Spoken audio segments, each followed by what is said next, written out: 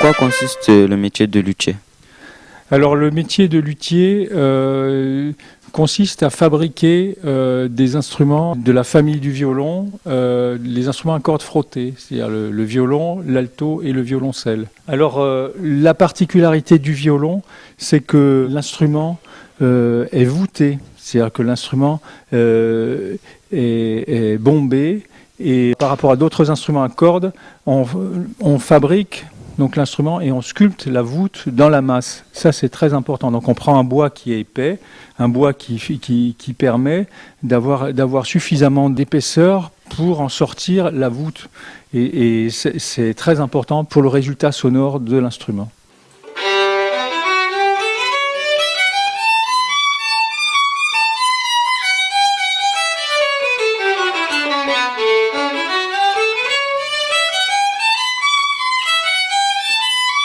Alors pour commencer un violon, ce qui est très important, c'est le tracé, l'idée du tracé qu'on a, qui permet d'avoir une certaine sonorité. Pour fabriquer un violon, donc les côtés sont pliés, les éclisses sont pliées et puis collées sur ce moule.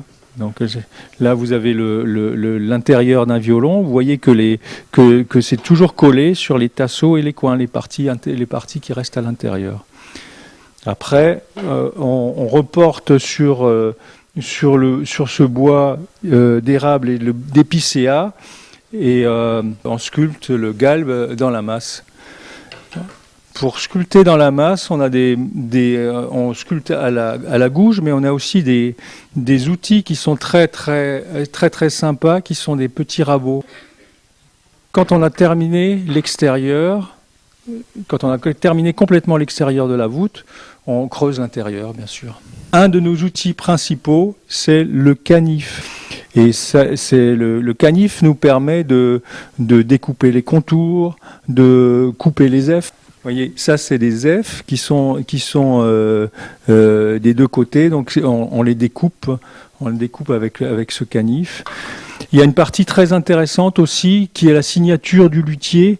C'est le filetage, c'est-à-dire que tout autour du violon, tout autour de la table ou tout autour du fond, vous avez une incrustation. Quand on a terminé le violon en blanc, on le vernit. Vous voyez que la couleur d'un violon n'a rien à voir avec, n'a pas grand-chose à voir avec la couleur des bois qui sont des bois clairs au départ. Donc et puis on peut avoir des violons qui sont très foncés. Donc ça dépend vraiment du vernis qu'on fait. Et c'est très important pour la sonorité.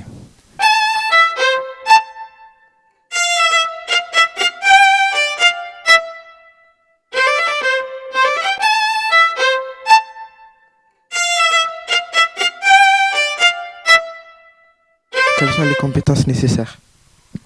Alors les compétences nécessaires, il faut surtout beaucoup de ténacité, c'est-à-dire avoir envie de faire vraiment de faire parfaitement son métier, c'est surtout ça. Et après il faut avoir de la patience. Quelqu'un qui ne supporterait pas de rester de travailler assis dans un atelier toute la journée, c'est pas un métier pour lui. Quelqu'un qui veut se promener, qui veut un métier de plein air, c'est pas ça. Est-ce que vous faites des déplacements à l'étranger pour réparer vos instruments?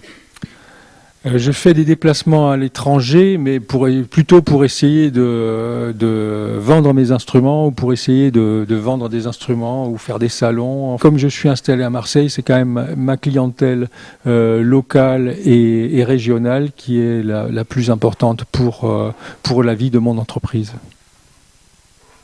Qui sont vos clients? Alors mes clients sont principalement les musiciens professionnels de l'opéra, les professeurs de musique, les élèves et éventuellement des administrations, c'est-à-dire les conservatoires, les écoles de musique qui sont susceptibles d'acheter des instruments.